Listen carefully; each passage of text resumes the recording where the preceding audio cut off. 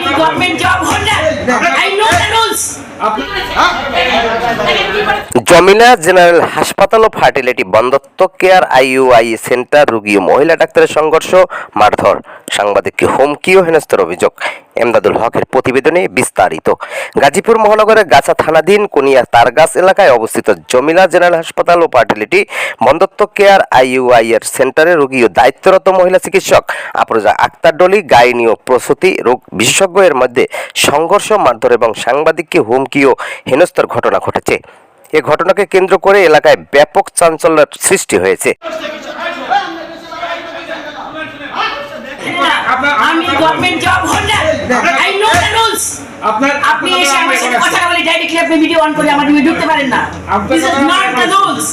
You have to take permission from the director of the hospital. Now, you know, this is zero journalism. ভুক্তভোগী রোগীর অভিযোগ, চিকিৎসার নামে তাকে একাধিক প্রায় 8 থেকে 10টি পরীক্ষা নিরীক্ষা করানো হয়। এতে তিনি আর্থিকভাবে ক্ষতিগ্রস্ত হওয়ার পাশাপাশি মানসিকভাবেও ভোগান্তির শিকার হন। রোগীর দাবি, অপ্রয়োজনীয় টেস্ট করিয়ে তাকে হয়রানি করা হয়েছে। রোগীর আরও অভিযোগ, এ বিষয়ে প্রশ্ন তুললে দায়িত্বরত চিকিৎসক আফরোজা আক্তার ডলি ক্ষিপ্ত হয়ে তাকে মারধর করেন। এতে তিনি শারীরিকভাবে আঘাতপ্রাপ্ত হন বলে জানান। টেবিলে যে ইনস্ট্রুমেন্ট ছিল এগুলো দিয়ে আমাদেরকে হিট করা হয়েছে। আমরা চাচ্ছি সে যদি অসুস্থ হয়ে থাকে সে চিকিৎসা নেই, এবং এই অসুস্থ ডাক্তার কখনো রোগীর সেবা দিতে পারে না।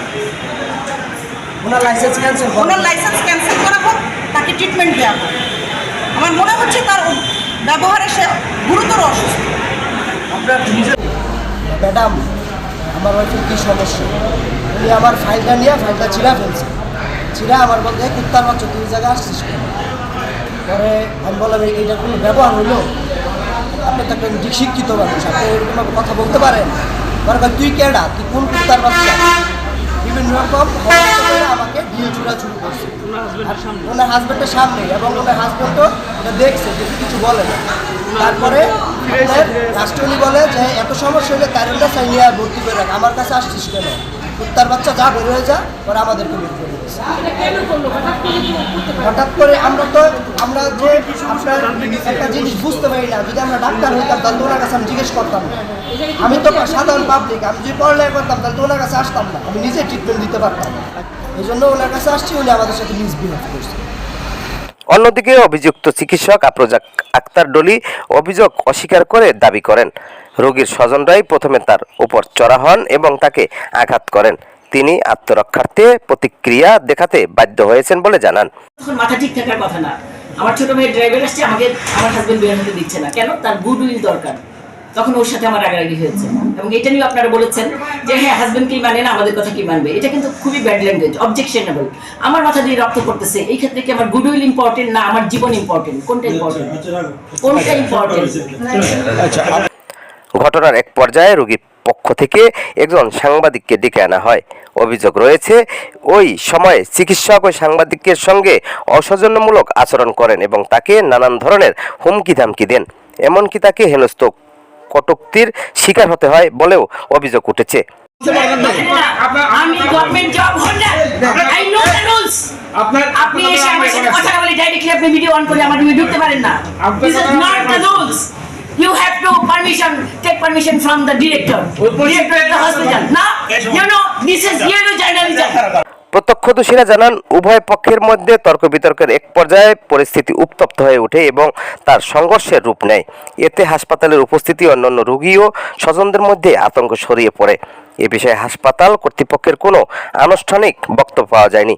তবে স্থানীয়রা দ্রুত ঘটনার সুষ্ঠু তদন্ত এবং দায়ীদের বিরুদ্ধে আইনগত ব্যবস্থা গ্রহণের দাবি জানিয়েছেন। সচেতন মহল বলছেন, স্বাস্থ্যসেবার মতো গুরুত্বপূর্ণ খাতে এ ধরনের ঘটনা অত্যন্ত উদ্বেগজনক।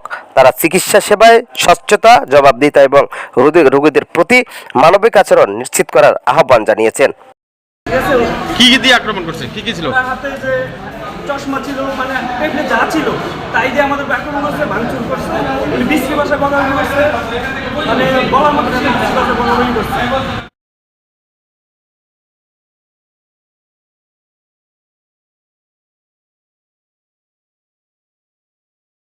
না না না,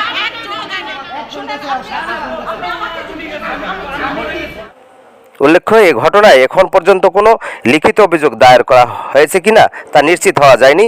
তবে স্থানীয়দের দাবি বিষয়টি গুরুত্ব সহকারে তদন্ত করে দ্রুত সমাধান করা হোক। 16 বাংলা টিভি, আবহমান বাংলার